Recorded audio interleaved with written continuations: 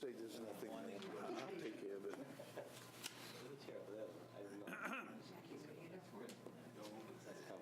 You're all set. Hello and welcome to the Milford Finance Committee, Wednesday, December 12th, 2018. First item on the agenda, and I apologize, on the agenda I have the incorrect date. I have November 14th. It's actually the October 10th minutes that we need to have approved. Diana mailed those out. Did anyone have any? I noticed nobody made any corrections on them. You say mail them? I emailed them. Sorry. I just printed it today, so. Yep. Move second. Motion by Jack, second by Chuck for the approval of the minutes. And any other comments? All those in favor? Unanimous. Next item on the agenda is the Parks Department. They are going to skip this meeting. They are talking to town council and the town administrator about this situation, and they didn't want to come in without having all the information, and I think it was fair to them to not do that so we don't screw anything up. So they are hopefully going to be on a future meeting in the not-too-distant future, but right now we're going to pass over that. Move to pass over. Motion by Jack to pass that over. Second by Chuck. All those in favor? Unanimous. Next item on the agenda, the finance director. It's hard to believe it, but we are starting our planning for next year's fiscal year.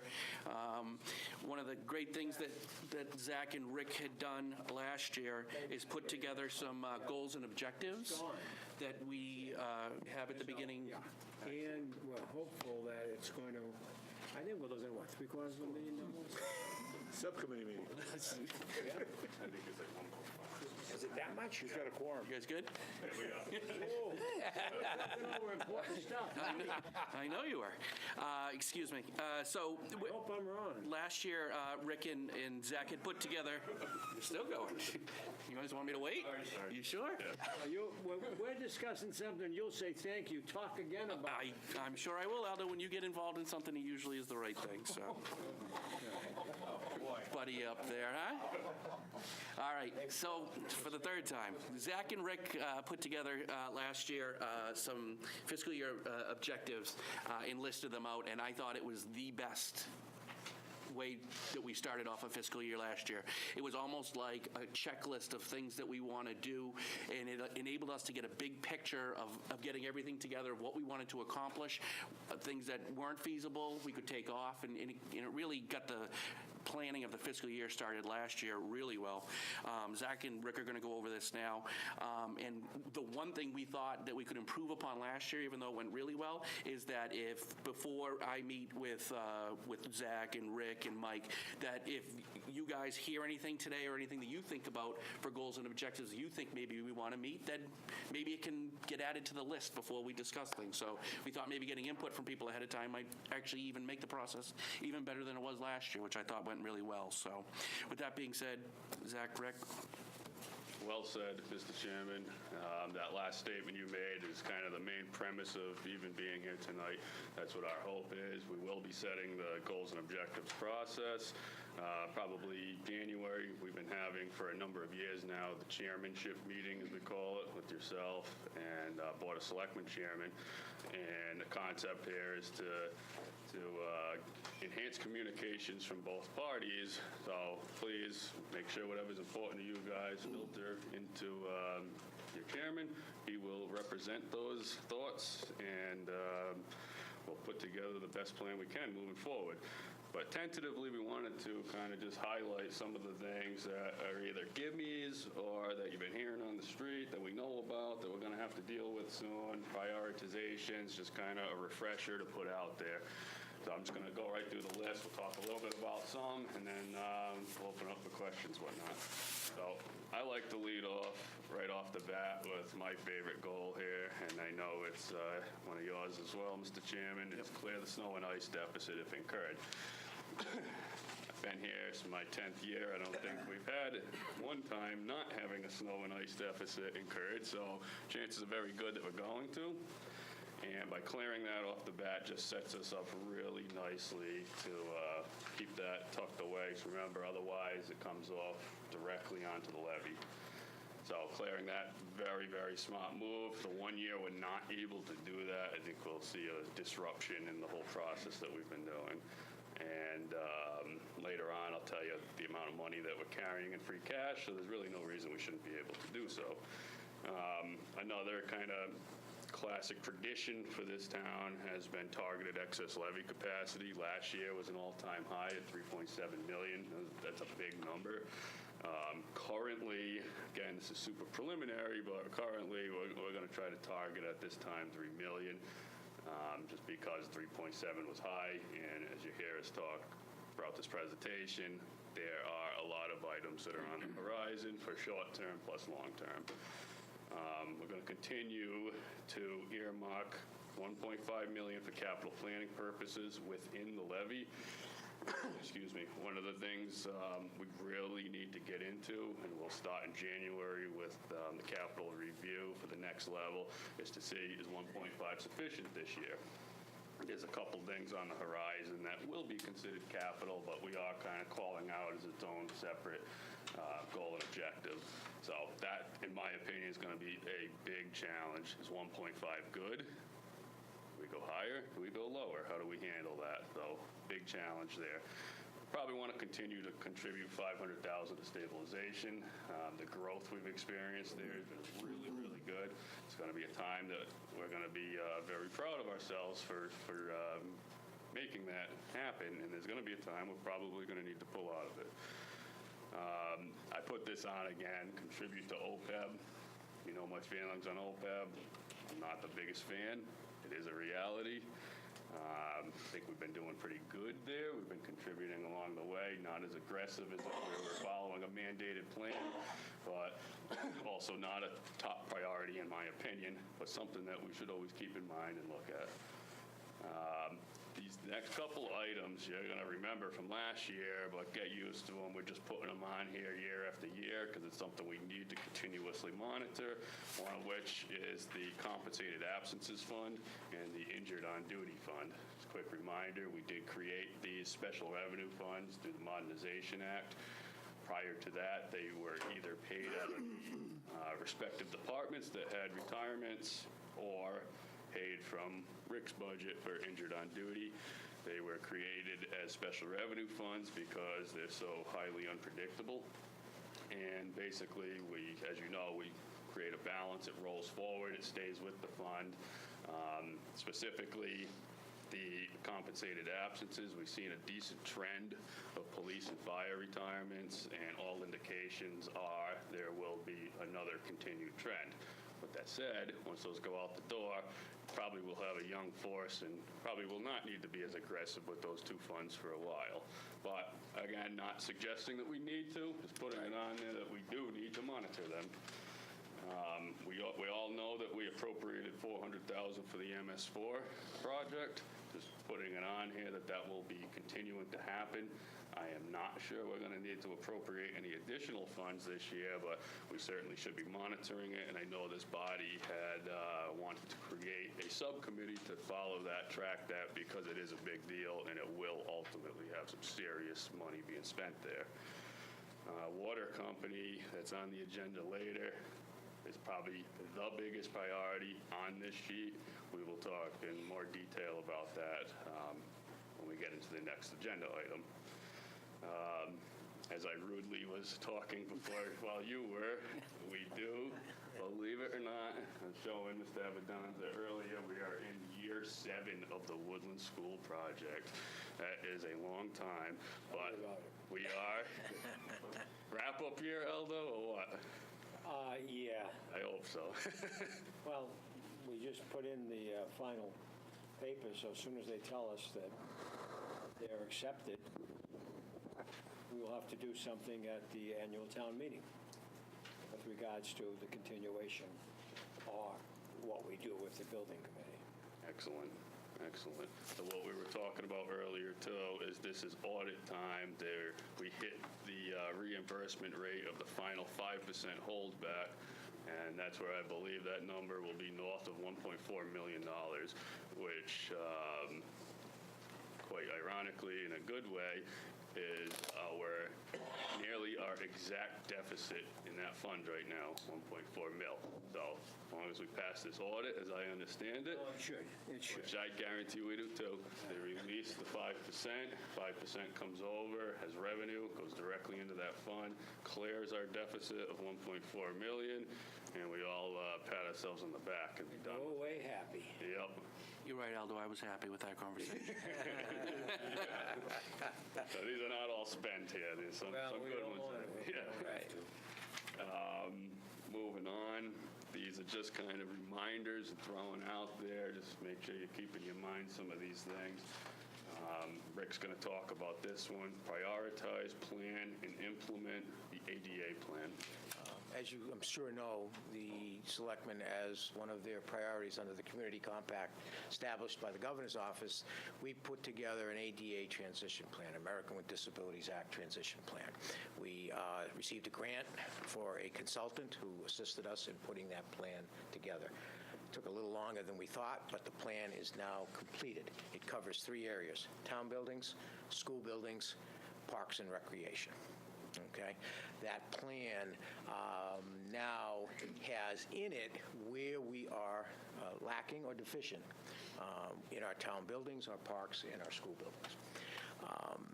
In addition, the plan shows us what we would do to correct some of those deficiencies and an estimated cost. Some of them are very small, and some of them can be done in-house. Some of them are midstream that maybe can be done in budget, and then some of them are larger projects.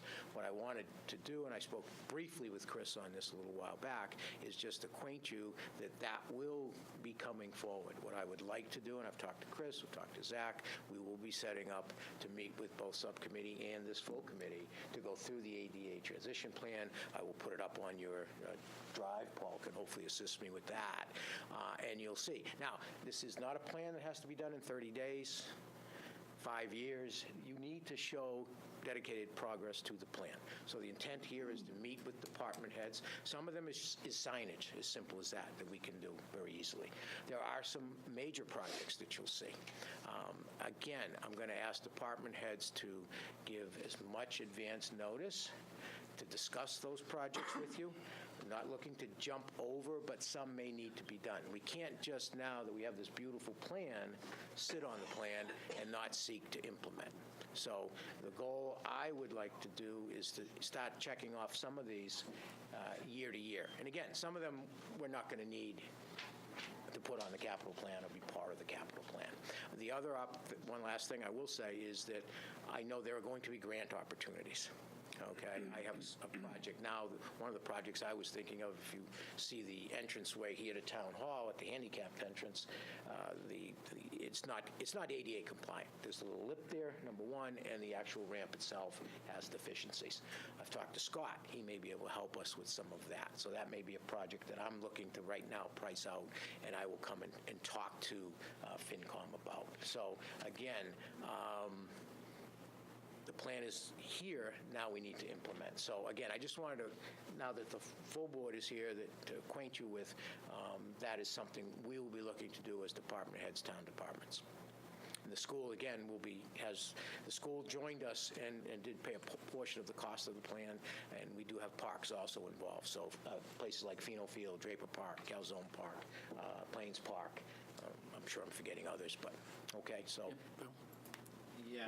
Rick, do you have an estimate of what the potential cost may be of this? And do you have a sense of how you're going to ladder this in from year to year? We haven't, if you look at the plan, you can see the costs, and they are high. For example, this building alone, if we did everything, it's about $37,000. Now, that doesn't mean we have to do everything. Some things we can do, and maybe, Mike, you can assist me, reasonable accommodations. There are ways, but some things I think we need to do. That entrance here, I personally think we need to do. So that's one of the projects I'm going to put forth. But the next time I meet, you'll be able to see a breakdown of the cost, building by building, park by park, school building by school building. Okay, good. They're estimated costs, but they're in the ballpark. They're good costs. good. Yeah, but I don't have numbers right now that's good. off the top of my head. So, does this plan mandate that stuff that was grandfathered in before, that's out the window? So Again, we'll be working with the Commission on Disability on that. Some things may be grandfathered, some that you can use alternative remedies that may not cost. But there's nothing that we need to mandate. There's no time limit to mandate. However, now that we have the plan, we should be implementing, especially if something, by having the plan, grant opportunities open up for us. And again, we're going to try to actively seek those. Yep. Did you say all town buildings are incorporated in the plan? Yes. You didn't mention the police department or the library. Oh, they are. I was including them as town buildings. Police, fire, Memorial Hall, Youth Commission, Senior Center. We already have a $30,000 appropriation for the library. Is this, are we going to need to incorporate this plan in with that $30,000 front step repair to make sure that we don't, Wherever they overlap. wherever they overlap? Right, exactly. So we can kill two birds with one stone, fix the problem? Absolutely. If this is on the plan, absolutely. Because that could be like the first step of moving That down would be the road. checking off one of the boxes. Exactly, Jerry. And I'm really, okay. Absolutely. So now I feel much better about what we did, because we're actually a step ahead. We're like, Yes. They will now be ADA compliant. thank you. Anybody else on ADA? Getting old, we've got to make them. Yeah. Get you inside the buildings, Jerry. This next item here, again, I'm just putting out potential items, so we'll filter this down further, but it's another one I know has been important to you and your committee as a whole, but possible debt payoff or uncallable bonds. So Town Treasurer Chris Pilley could be here tonight, but he did do a really great analysis I asked him to put together. So at some point in the near future, we will review that, and there are some opportunities there. It's just a matter of, is this the year we want to do that? And with a lot of other items that are coming up, maybe it is, maybe it's not, but we'll get to the bottom of it. But there are opportunities there. Some are big, some are small, some are enterprise fund, some are general fund. Some make sense, some may not. Some with high interest rates, others with not so much. But he did put a really good analysis that will demonstrate the opportunity cost of doing it, how much it'll save us in the budget. With that said, we know we had a pretty aggressive budget last year, so we will take whatever savings we can, and we need to stay real tight on that, as you'll hear me talking a little bit. Next one Rick's going to take too, Downtown Revitalization Project Implementation. Yeah, just more for informational purposes for your committee. If you're not familiar with it, the Downtown Revitalization Committee was set up. We did receive an earmark from the state of $150,000, thanks to Senator Fatman and Representative Murray. We have received, I believe, one half of that sum of $75,000. It's basically going to be used in conjunction with private property owners and the town to kind of revitalize some of the Main Street buildings. There's a designated area where it begins and ends. They had a report done by Beals and Thomas to help specify that area. Basically, it's a 75-25 program, so the individual owner, building owner, will have to have a stake in the game and put up 25% of projected repairs. We have, as this committee knows, you approve funds for an architect and a grant writer. They will be assisting us in preparing specs and the like. We actually, hopefully it's up today, the application is up. We are going to start taking applications for that. Now again, not looking to anything from this committee at this time, but I just wanted to make sure you guys are aware that the program is actually now going to get off the ground and be in place. But again, once that 150 is gone, the program ends, as far as this round. Yep. Next item, as the chairman alluded to earlier at the beginning of the meeting, this item, discuss and prioritize major parks projects. I sent out an email about a month ago or so and kind of indicated these are some of the things that we've been hearing about that really hasn't made a place in the capital plan. And they're major. These are big items. So we know we appropriated a pool feasibility study. We're going to get the results back, and it's going to tell us one way or another, but either way, I think it's going to be a large number. We know the Parks Department is looking for a location. That's more than likely not going to be cheap. We know there's a field project that's on the horizon. Now, we've been tucking money away, so we're well prepared for that. But my point is that these projects are coming. They are big. Can't all be handled at the same time, so we really need to come together, prioritize it, plan for it, and come up with an approach that's going to work while keeping all our other goals and objectives in check. Discussion? Next, this one's Rick's going to do too, discuss and prioritize the, if you guys were paying attention to the selectmen, we created an ad hoc committee. What are they called? The Milford War Memorial, help me, Jeff. Renovation Committee. Renovation Committee, thank you. The selectmen recently formed this committee. The committee has met, I guess, a few times, and the objective of the committee is to restore and deal with future maintenance for both Draper Park and Calzone Park. It's very early in its stages. No numbers are being discussed, but again, more for informational for this committee to let you know that it has become a priority for the selectmen. We have a volunteer, pretty much it's a volunteer committee that's willing to work on it. They'll work in conjunction with, we've already had a meeting with myself, town engineer, town council, chairman of the committee, and a member of the committee to start beginning to discuss that. What are they going to look at? Things like lighting, landscaping, trees, and things like that. With Calzone, it may be more of a new design because that, as I understand it, may need to be relocated. So again, this is something that this committee has volunteered to undertake, and I thank them for that.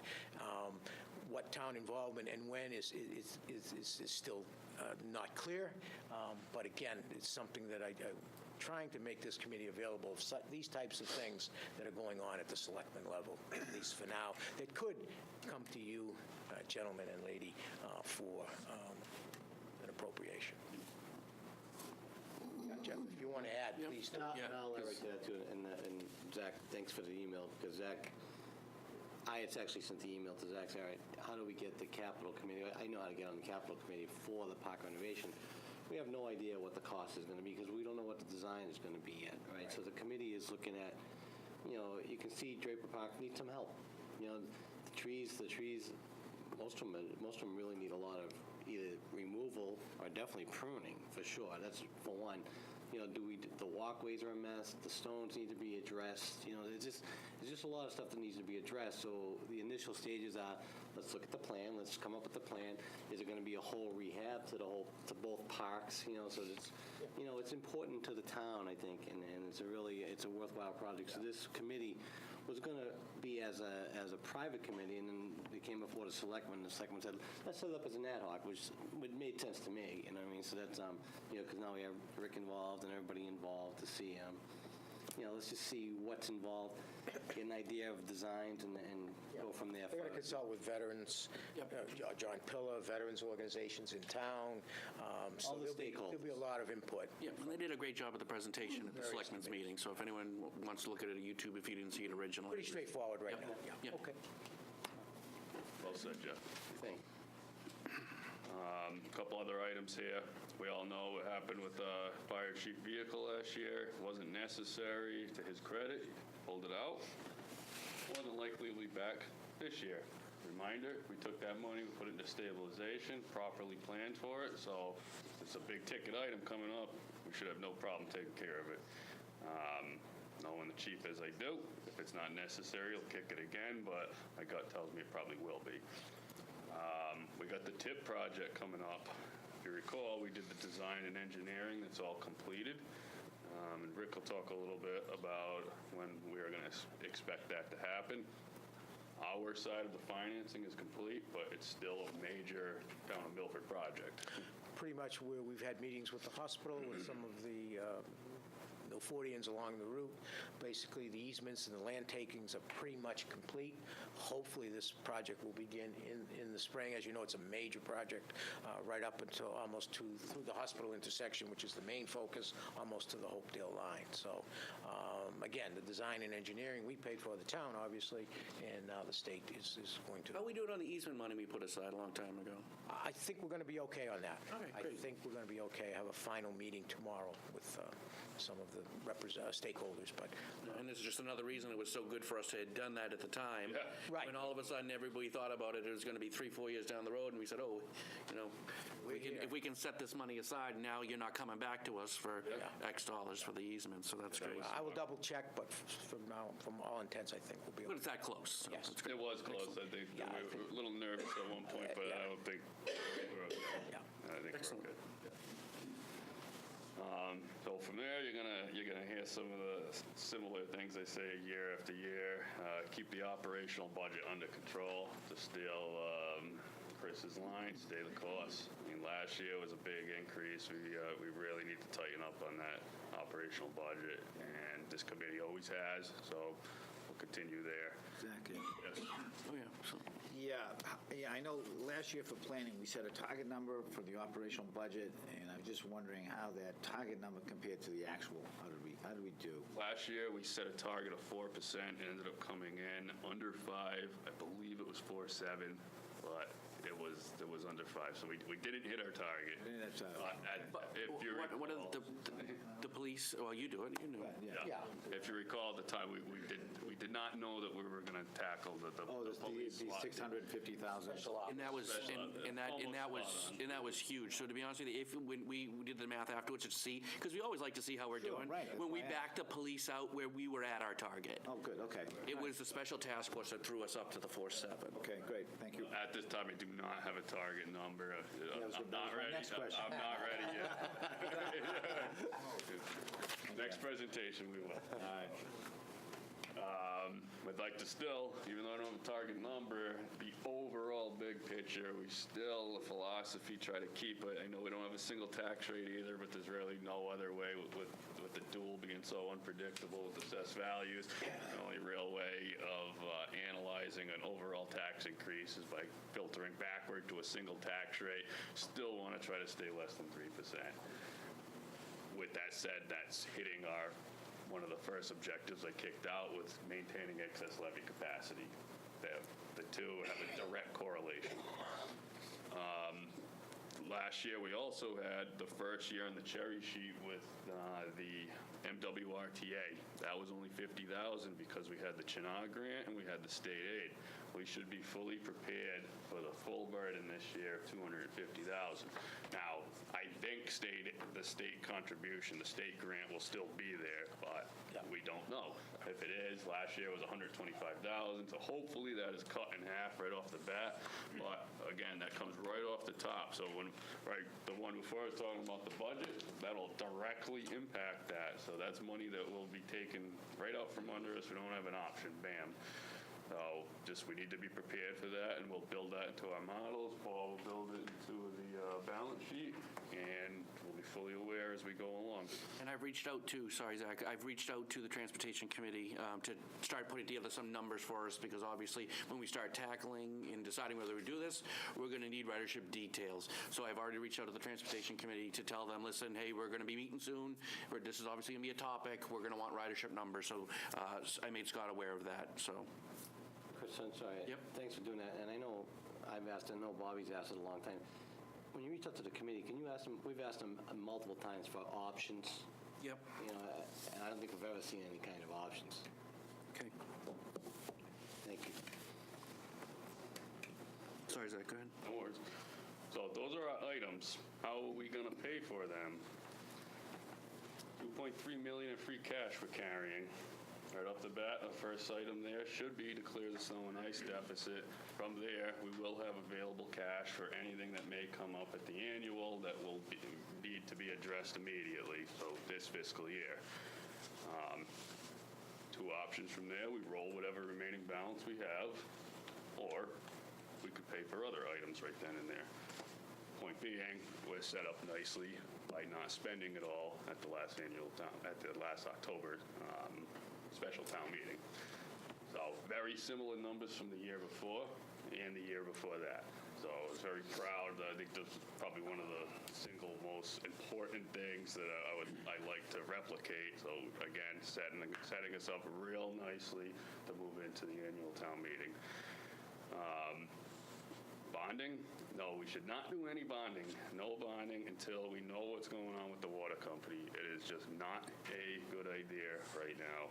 So a lot of these big projects that are coming up, and we all know what we have for potential capital planning, 1.5, maybe a little more, maybe a little less. Some of these projects may be significantly more than that, and we really, really, really should not do any bonding until we know what's going on with the water company. Now, we'll talk a little bit about that at the next one, at the next agenda item.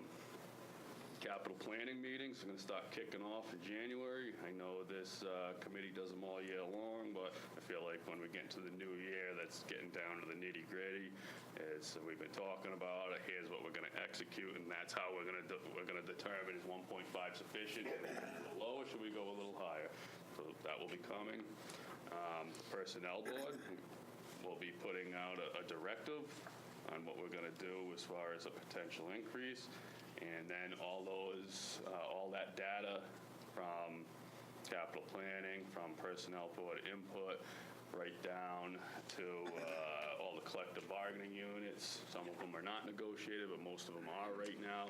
We'll be able to take those resources, back it into a scenario. I'll work with Paul. We'll put together our best shot at what we think the operational budget will look like. From there, we'll be able to back in, know our available resources, know our cans and cannot do's. We know we have some plans for potential use of stabilization, whether it's time for the field, whether it's time for the vehicle. We have our resources. We know what we want to do with them. And then we will be having our chairmanship meeting. So I'll end it with how I started it. Please, what's important to this committee, get to your chairman, have representation when we set the goals and objectives, and we'll be back with a finalized plan. Thank you very much, Zach and Rick. That was fantastic. And I know, guys, that was a lot of stuff. And a lot of that will be whittled down, but I wanted you guys to hear the whole thing before it gets cut down, so that if there's anything important or anything that you're thinking about, let me know if it's not been listed there. So a lot goes into doing this every year, and there was even more things than this, but these were what we wanted to at least look at for goals and objectives for this year. Does anyone have any questions on that kind of stuff? Just one. Yep. What was the stabilization account balance again? The collective balance is around 24 million right now. Our classic is 18. And actually, Jeff, you have the numbers right there. I thought I saw you had the financial facts. Yeah. So it's 2017. I looked at this, I said, it's a long year. But I think it's a smidge over 24, if I remember correctly. Yeah. Anybody else got any questions? Do you want to do water company? Yeah, I don't think it's going to take too long. No, I don't think so either. Don't mind. Just an update, more so just for a timeline more than anything else and where we're at. Just to go back, the petition was actually filed by the town of Milford back in January of this year. It has to start with the Supreme Judicial Court, the SJC. They issue an order, they send it to DPU. DPU is tasked with doing an investigation into the amount to be paid should we purchase the water company. That was done in May of this year. DPU finally opened the case in July. They didn't request the parties to submit a schedule until October. If you remember, I think the rate case was going along in conjunction with that, and prior to that, the rate case was decided. So where we are now, we're in what they call the discovery phase, and basically the discovery phase is where each side gets to start to try to find out information about the other side's position and or case. So that started November 1st. To date, we have issued what we call 3 sets of discovery requests, basically questions that we can ask the other side about their case and what have you. There is a January 18th, 2019 deadline for parties to submit what they call pre-filed testimony. Basically what that is, we have an expert, they have an expert. So the experts will be putting together, that's the testimony on valuation of the water company, et cetera. March, they can then file rebuttal testimony. So once each side looks at the others, they can file rebuttal testimony in response. Discovery needs to be completed in April 19th to be exact. And then they could be what they call evidentiary hearings. Any remaining issues that aren't agreed upon will go to what we call an evidentiary hearing. Then legal briefs get filed in July of 2019. Then you get reply briefs. So once they each file their initial briefs, each side on the same date has to file simultaneous reply briefs. The estimated decision date, and I say estimated, is October 2019. There's no set requirement that they have to do it by then, but our counsel is giving his best faith estimate on when there could be a decision.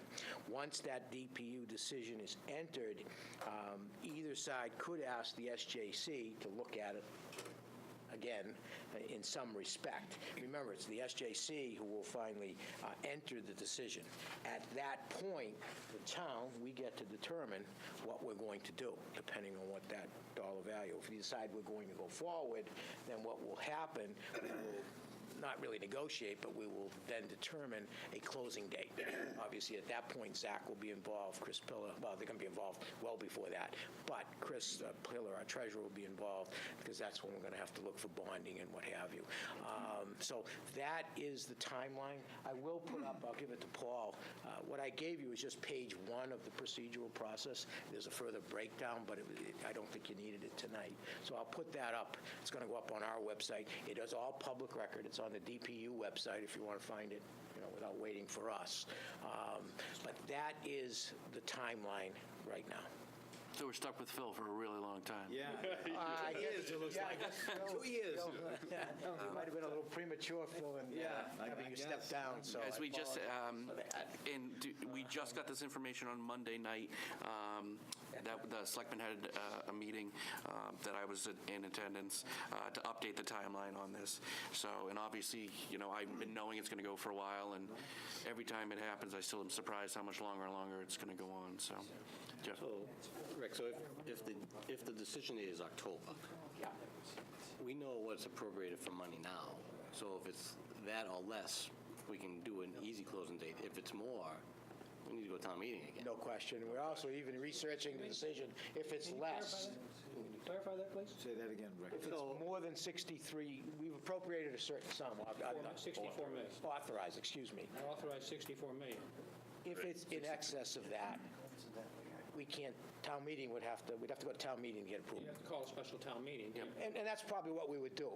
Obviously, we would But wait. you could take money out of stabilization and fund it that way also. You wouldn't have to go back to town meeting, I don't believe. I don't think we can, I think you'd have to. You'd have to have authorization Yeah. to use stabilization. Yeah. Right. Yeah. Which would be a 2/3 majority to take out of stabilization, too. So. So, Rick, just to be clear, if it's less than the 64 million, do we have to go before a town meeting again for approval? That question came up. I don't think so, but we're going to get clarification from Okay. town council, All right. because we had that question. That would really impact the timing of all of this. It certainly would. I don't think so, but I want to make sure. I don't think so either, but we do have to make sure, yes. Okay. I want to get a legal opinion. Okay, good. I'm sorry, Chairman Walsh. That question came up the other night, and I brought it up. It was $63 million, $1 has to go back to town meeting. But what I also said is that if it comes in at $58 million, we might want to just bring it back to town meeting for compensation, so that we have transparency with the community, where we are with it. So, do we have to go back to town meeting if it's under $63 million? No. We're pretty sure of that. But we think that's the right thing to do. $63 million, $1, yeah, we have to. We have to. We need some further discussion on that. We really do. We've been down this road a long haul to get to this point. From 2009 to 2018, and we fought like hell to get this approved at $63 million and $1. And I really don't want to put it up for grabs back in town meeting again if it comes in less than that. There's no need to do that. All right, guys, so then really, like I said, all the information. This is the most important thing we have going in this town right now. Yeah, no. Nothing else matters as far as I'm concerned. So basically, there isn't any new information except for the timeline, but I wanted everyone to have an update because everyone's always asking me, and to be honest with you, we haven't gotten an update in quite a while, but we had the meeting scheduled for Monday. That's why I didn't have them come in for a timeline last December, because it wasn't clear, and this was when it was going to be clear now, so. So the decision is October 2019, and you said you kind of went through the other things subsequent to that. So we're really looking at early 2020 before there'd be a virtual closing. I don't want to say yes, but I can't say no to that. Yeah. But that's, I mean, it's getting to be That's about very possible. early 2020. If it happens, if we get the number on October 1st, and like Jeff said, if it's less than 63 million, there's nothing stopping the closing at that point in time, other than doing the actual paperwork. There is a process where either side, if you're not satisfied with it, could ask the SJC, the Supreme Judicial Court, to look at it. I understand. That could delay it. The SJC, Too. Well, you never know. I don't know, but it could likely happen. I don't A know. lot can happen in a year. Yes, exactly. Yeah, I can't. Or two. Yeah, well, yeah. All right, guys, anybody got anything else in regards to the schedule of the water company? That's great. That's good. Thank you guys very much. Thank you both. Thank you, guys. Thanks, Rick. Thank you. All right, next item on the agenda, we have a new Human Resources Director, Miss Maureen Giffen. She, after the last town meeting the budget was set, and she's moved into her job, and she's working with the Personnel Board. I've had the pleasure of seeing her at a Personnel Board meeting and serving turkey with her down at the Senior Center as well. So, Maureen, why don't you do me a favor, just introduce yourself to Just want everyone. to say, Mr. Chairman, just before, and I'm going to step back, but Maureen's been here for a few months now. I think she's doing a great job, and she'll elaborate on what she has been doing. What I have seen is a lot of town employees are now getting familiar with her, seeing what she can and cannot do for them.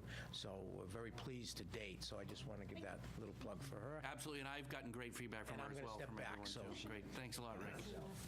Giffen, Giffin. All right, Maureen, so like I said, if you just want to introduce yourself, and then just, I know you haven't had too much, but just let us know what's going on in your office, what are some of your short-term goals, long-term goals, that type of stuff. So. Absolutely. So thank you for the invitation. Surprising seeing so many people. I'm used to presenting to the Board of Selectmen. Yeah. Just a smaller audience, so I'll try to catch everybody. So I am the new HR director, and a little about my background. So I have a bachelor's degree in education and a master's in human resources. And I've been doing HR for about 20 years now, but always in the private sector. So this is the first time I've moved over to a municipality. So a little bit of differences. HR is core HR no matter where you do that, but definitely I'm learning about the nuances that come with the government. So it's been great, and I think one of the advantages to being the first HR director is I'm working with a blank canvas. So I sort of get to set the direction of where this department will go, and I can offer new suggestions and ideas that the town might not have thought about before, might not have considered. That said, I know I don't work in a vacuum. It's important that I reach out to all the stakeholders around and work with everyone within the town to be sure that I understand exactly how the decisions and suggestions that I'm making impact across the board, and that I make sure I really understand everyone's perspective on these things. And so I work closely with town administrator and town council. I work with the finance director, all the department heads, and that's internally. And as I said, my experience has been in the private sector, and so to make sure that I'm learning as quickly as I can more about municipalities and how the government nuances work with this, I'm creating a network of HR directors from local towns and communities, reaching out to them, meeting them, reaching out and just sort of building those relationships. I also belong to the Society for Human Resource Management and the Mass Municipal HR Association. Amazing resources with lots of information and more opportunity to find out how things work in the other towns and how I might approach things here as I'm moving forward. So really good resources there. So I'm a department of one, but I'm sort of a department of many by working together with all of the folks as well. So some of the things that I'm working on, a lot of them, it's sort of general HR that you would expect. Anything employment related from the date you get hired until the date you leave the town. We used to joke in one of my previous jobs, if a manager wasn't sure, they'd say, go ask HR. And that was actually the right suggestion to make, because it's probably related in some way to the work that I'm doing. So it could be anything from employee relations, coaching managers, policy decisions, just questions about anything that's going on in an employee's life. And so whatever the questions are, even now I've got a lot of folks coming in with suggestions and ideas for how we might make improvements. And so I listen to those and see how I might facilitate those as well. Some of the more targeted projects that I've started working on, one of them is establishing an employee handbook. So a one-stop shop where employees can go and see what all the policies are, make sure that they're in alignment with those. The challenge is, we don't have any policies yet, so I'm backing that up and I'm starting by drafting all the policies and making sure. We have certainly best practices that have been going on within the town, but we just don't have them documented the way that we need to. So I've divided those and I've sort of prioritized and organized them. So some are to keep us in compliance with state and federal law, and others are to make sure that we have fair and consistent treatment for all employees and just try to create a better work environment. So I'm tackling them by groups. I draft them, and then I work with Rick and our town council, make sure that they meet the needs of the town, and then I present them to the Board of Selectmen for approval. So we have our first 5 that are fully approved and ready to go. I've got another 4, I think, written, but still need to make sure that those get blessed all the way through. So I'll continue with those, and we have quite a few more to go, so that'll keep me busy for quite a while. I'm also working on all forms of hiring, so helping a lot of different departments with writing job descriptions and job postings, helping with interview questions, interview process. I'm participating in some of the interviews myself, and then helping with candidate selection. For some people, this is new. They haven't had to hire anyone or not done it frequently, and so just doing some coaching around that. So I've already helped with the senior center, the youth center, Parks Department, and town clerk. So in the 4 months, we've already had 4 new hires and some more coming on board soon. So that's good news as well. And working with the Personnel Board, as you mentioned, I just came from the meeting there. So I attend all the Personnel Board meetings and try to just give a different perspective from my point of view. 2 of the areas I'm working on most right now with them is reviewing all of our existing job descriptions to make sure that they're accurate and complete. Are all the essential functions of the job in someone's job description so that we know that everyone understands the roles and responsibilities across the board. And then the second piece is really around compensation planning. So what's the short and the long-term strategy for this town? Short term, what do we want to do for the next fiscal year in terms of increases? Will there, won't there? What will those look like? How will they be decided? And then long term, I'm learning more again. So coming from private sector, it's pay for performance. So it's merit-based increases. We did benchmarking internally and externally to make sure that we're paying fairly with other companies and competitors. And so we need to do that same benchmarking here. How we pay against other towns to make sure we're competitive. But because we do steps here and not pay for performance, it's a very different model. So I'm learning and doing at the same time. And right now I'm sort of gathering facts and information and presenting them to the Personnel Board for them to help in their decision making. And then I think one of the last areas I'd highlight is probably around technology. So coming from a high-tech company where everything is automated to a place where we still order pencils was a big culture change for me, for sure. We're trying on that. Absolutely. So I'm working with Zach in particular, and certainly with Rick as well, to just look at, are there other software options that we could use to help sort of streamline the processes that we use that are more user-friendly, that just might help in the overall function of the town. I know a lot of them may be cost prohibitive. I'm absolutely aware that there's a capital planning process, and I'm not trying to circumvent that in any way. Just exploring to say, hey, here's some things that we used to do. There might be some sort of an option around that we can incorporate in the town. And if they're not too expensive, we might be able to work with the technology we have and see if we can't find ways to utilize it better that make it easier for employees to, track their paid time off, look at their benefits by themselves, all those sorts of things. So tackling anything that comes through my door every day is different. Every question that comes in gives me an idea of something new that I can work on and a new area to reach out to. Excellent. Before I open it up, a couple months, she already knows about jumping on the capitalist as a no-no. you really got her, that was unbelievable. It's a pet peeve on our committee, so that's why it was nice that you mentioned that. Also, before I open it up, with what I just heard in the last 10 minutes, I can't believe we didn't have you 20 years ago. We were a $100 million corporation, and I can't believe we didn't have you 20 years ago. So, With that being said, I'm going to open up for any questions. I have. Yeah. Hi. Do you see an overlap with what you bring, and especially for the policies on, I know that for town employees, how about with overlap with labor? So it's the one area because I didn't work in an environment where there were any kind of labor contracts unions. So I really work closely with town council to make sure that I'm not overstepping and where I can propose things. So my natural inclination based on my experience is, oh, well, we should do Private, this. yeah. And then I go and I get the, whoa, hold on a minute. And so then I go back and reevaluate how we might incorporate it. So I am working with the attorneys to, as we go through future negotiations, what might we want to incorporate into there and offer as a town to see if we can incorporate that as well. Vin and then Phil. Vin? Hi, Maureen, Vinnie. I'm glad you mentioned merit-based, I call it performance-based salaries and wages. I believe that merit or performance-based in lieu of step increases can save the town a lot of money, number one. Number two, it can help the town in getting rid of, shall we say, non-performers. Again, lowering the budgets. If you look at any budget in the town, I'd say 70 to 80% of every budget is salaries and wages.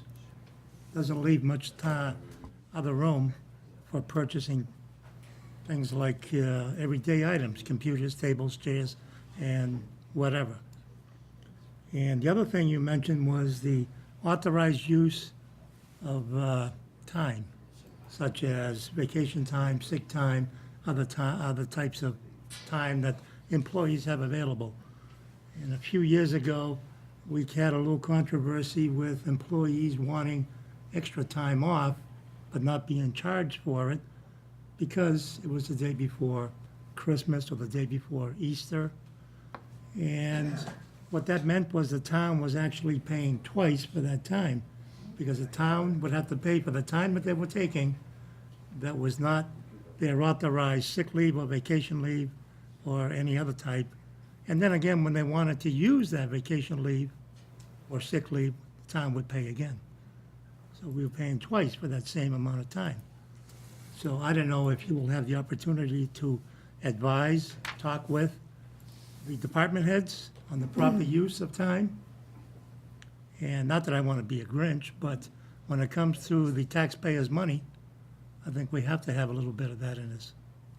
So it's definitely one of the things that we'll be looking into too. Part of it is a process standpoint of this. It's so manual right now, all of the tracking. So there's one of the places we're looking from an HR perspective, what can we automate in terms of all of the tracking? That might help with some of it. I understand the extra pieces, could we have more time off? And that's definitely a town and a department sort of decision. If you don't mind, I'll go back to sort of your first point too. I know merit-based, that's what I'm used to from the private sector. It's certainly not the norm from what I understand within towns, and so incorporating that might be more challenging. From a budgetary standpoint, I know even within the private sector, human capital and paying for talent is the most of the budget always. It takes up the priority. So I definitely understand the concerns, because when you're trying to take the money that Zach and Rick just talked about and spread it across so many initiatives that you need, it's hard to look at that small pool and figure out how to divvy it up. But certainly something that I will continue to work on. Thank you. Sure. Yeah. Hi, Maureen, welcome. Does your responsibilities extend to school employees as well? I was just trying to, It's the I one think I place know where I the, don't. I think I knew the answer. Everything in town except for the school School, department. okay, good, thank you. Okay. Hello? Yes, fire and police. Phil asked a question. Oh, that was it. Yeah, that was the question I was going to ask. Yeah, I had that feel. He thought of it. I had that He feel. thought of it first, though, Phil, just so you know. He's gotta be quicker. Get the hand up. Mike? Maybe it should. Maureen, when you mentioned looking to other towns for comparative compensation, it's very easy to skew things doing that. And believe me, this panel here will challenge, where did you get that number? Why did you get that? We don't believe that. So I really encourage you that when you do those surveys, really test yourself, because to ask yourself, is this logical compared to Milford? Sure, absolutely. Because it's just, like I say, it's very easy to skew that. Most definitely. And, It'll come up. one of the great things with the Mass Municipal HR Association is, it is a nice collaborative effort of, I think, all 350 towns and communities within the state but they do have a place where we can put our data in and do some comparison.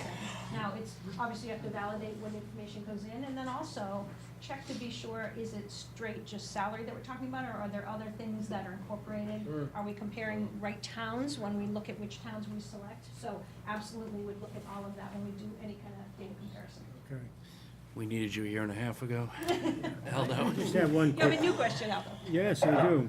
I don't know how it works in the private sector, but I've been in the municipal government as an employee, as a supervisor, and I know how it works there. If person A gets it, person B wants it.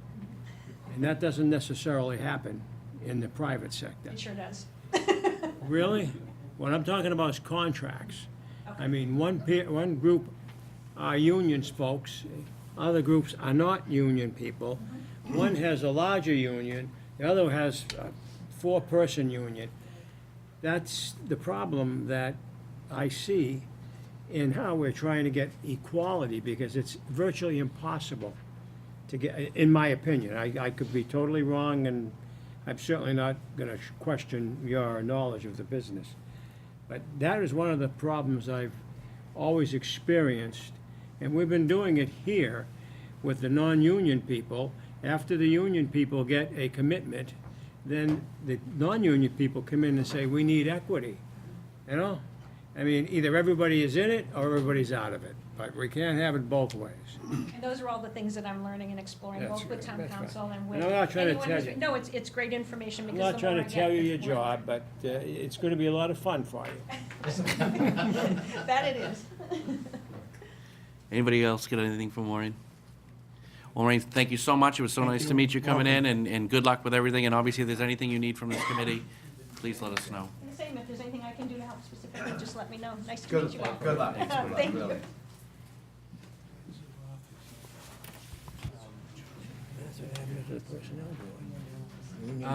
Subcommittee reports. Does anybody have any subcommittee reports? All right, one subcommittee report that we were supposed to get tonight, but the gentleman who was going to give it was late and he couldn't make the meeting. Mrs. Schiavi had some school choice numbers that he was going to give to us tonight. He did send some data. I don't know if everyone got the emails earlier today. There were 5 attachments. 4 of them were really nothing. It was the 5th attachment that had all the information. So I don't know if people went through and had time to look at that. It was about some school demographics and that type of stuff. Some good information. We are going to have to get very serious with the schools now. They couldn't make tonight's meeting. I tried to get them to come in, but the superintendent and the business manager had a meeting. So they're definitely going to be coming into our January regular meeting. I don't know if maybe we even need to have our own special meeting just for them off our regular meeting in January. I'm going to look at what else I have for the agenda in January, and I may be sending you an email out that we may do a full committee meeting with the schools just for them, because it's getting serious about the stuff that we need to address. So I'll be in touch on that. We normally don't, January is one of those meetings that's yes or no, because we don't actually Yeah. enter into the budgetary process until February. No, you're right, but there were just, you got some other things on here that I wanted to get to. So I think we may be able to keep to the regular January meeting. I think we need to revisit that, and I also think we need to visit the Ethics Commission coming That was back. my next thing. So I did look into the ethics thing, Jerry, and I emailed you all. The Ethics Commission require a 30-person attendance to be able to come out. We have 17 in this room right now. Exactly. So what I'm going to do is I'm going to coordinate with Rick to try to get other department heads to see if we can get a night where we can get the 30 attendance in order for the Ethics Commission to come out. So I'm going to coordinate with Rick to see, because like I said, it was a 30-member. Because 17 plus 3 selectmen, that's 20, plus 9 department heads. So that's why I think we easily can do it. I mean, it's. And they have it, either they can do a webinar or they can actually come in. I prefer that they come in. I prefer they come in. Yeah, It's more exactly. effective. So I'm going to coordinate with Rick to see if he can send out something to department heads to try to get that attendance. And like you say, between us and Rick and the selectmen, we can definitely get to the 30. I don't think it's a question. And the more that I did the research on it and that kind of stuff, the more I think it'd be nice to have the Ethics Commission come in and sit down with us and give us We need to find out that these are real people, Yep. that they actually do exist. Yep, absolutely. So no, and Jerry, that's why I haven't, and I sent an email out, I haven't forgotten about it, and I just got to get us 30 people, so. I think you'll get more than 30. Yep, I think so too, and I would hope so too, because it's a very important thing, and it's not something that Merry Christmas. we've done recently, so, I've never Exactly. seen it done in the 30 years I've Yeah. sat on this committee. yeah, so that's why I want to get that done. So Chris, you said we will have another meeting? We're definitely having a meeting in January with the schools. It may be at our regularly scheduled meeting. If I think that agenda is too big, I may have just them in at a regular meeting. But either way, is there anything else that anybody else thinks about they want to put on for the January meeting? I think is going to be part of the school, but I have concerns, obviously, about their budget. They did, don't you remember? Yeah, Over that's the what last really- few years, and certainly going into next year, you know? Absolutely. And we're locked, step and key with whatever the saying is, with what you just said, so. All right, with that being said, happy Hanukkah, Merry Christmas to everybody. Thank you you. guys, You have a too. Happy New Year, and we'll be in touch. Motion to adjourn by Chuck, second by Jeff. All those in favor? All right, Thank you and have a great night. hope you get all the toys.